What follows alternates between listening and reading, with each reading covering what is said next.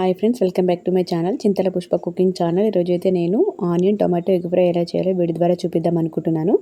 అలాగే first time నా ఛానల్ని చూస్తున్నట్లయితే కింద రెడ్ కలర్లో సబ్స్క్రైబ్ బటన్ ఉంటుంది, దాన్ని ప్రెస్ చేయండి. పక్కన బెల్ ఐకాన్ వస్తుందని ట్యాప్ చేయండి.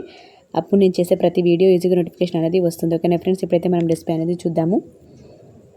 ఈ రెసిపీ కోసం అయితే 2 ఉల్లిపాయలు, 2 పచ్చిమిర్చీలు, 2 రెబ్బల కరివేపాకు, అలాగే ఒక టమాటా అయితే తీసుకోవాలి. ఈ విధంగా నీట్గా కడుక్కున్న తర్వాత ఉల్లిపాయలని కట్ చేసుకోవాలి. పచ్చిమిర్చి ముక్కలు కూడా కట్ చేసుకొని ఒక టమాటా తీసుకొని దాన్ని కూడా కట్ చేసుకొని ఉంచుకోవాలి. ప్రాసెస్లోకి వెళ్ళినట్లయితే స్టవ్ అనేది ఆన్ చేసుకొని ఒక కడాయి అయితే పెట్టుకున్నాం కదా, కడాయి కూడా హీట్ అయిన తర్వాత 2 కాడల ఆయిల్ అయితే వేసుకోవాలి.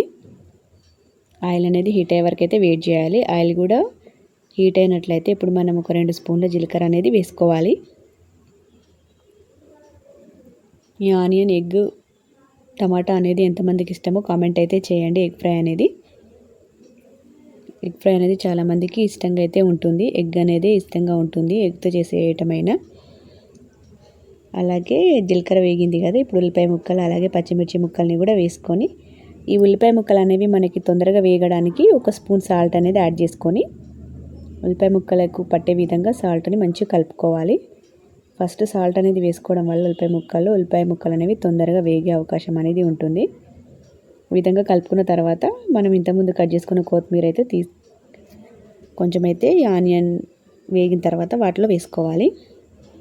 వేసుకొని మంచిగా ఆనియన్ అనేది వేగడానికి ఒక 2 మినిట్స్ అయితే మూత అయితే పెట్టుకోవాలి. 2 మినిట్స్ తర్వాత చూసినట్లయితే కొత్తిమీర అలాగే ఉల్లిపాయలు అనేవి కొంచెం వేగినాయి కదా, దీంట్లోనే కొంచెం 1 స్పూన్ పసుపు అలాగే కొంచెం అల్లం వెల్లుల్లి పేస్ట్ కూడా వేసుకోవాలి. అల్లం వెల్లుల్లి పేస్ట్ అనేది ఏ కర్రీలో వేసినా కూడా టేస్ట్ అనేది చాలా బాగా అయితే ఉంటుంది.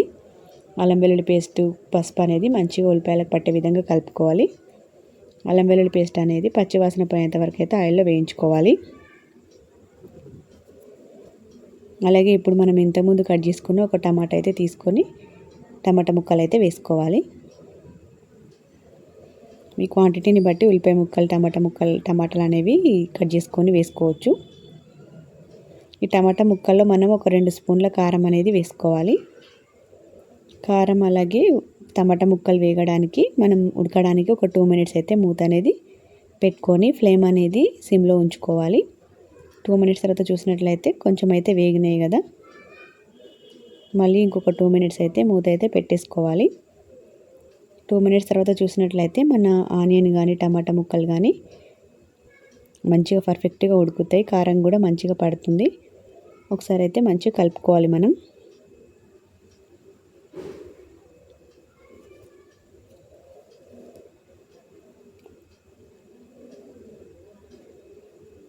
ఎగ్తో చేసే ఐటమ్ అంటే ఇష్టమో మీకు కామెంట్ అయితే చేయండి.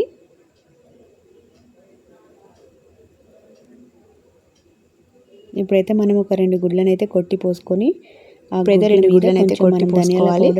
తర్వాత దీంట్లోనే కొంచెం అయితే మనం ఆనియన్ వేగేటప్పుడు కొంచెం సాల్ట్ అయితే వేసినాం కదా, ఇప్పుడు మళ్ళీ కొంచెం సరిపడినంత సాల్ట్ అయితే వేసుకోవాలి. వేసుకొని ఒక 2 మినిట్స్ అలాగే ఉంచి 2 మినిట్స్ తర్వాత అయితే కలుపుకోవాలి.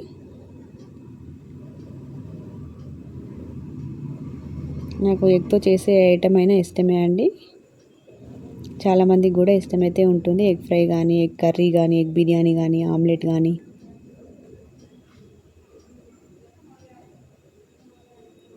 ఏ ఐటమ్ అయినా చాలా టేస్టీగా అయితే ఉంటుంది ఎగ్తో చేసేది. అలాగే చాలామంది కూడా ఎగ్ని లైక్ చేస్తారు కదా.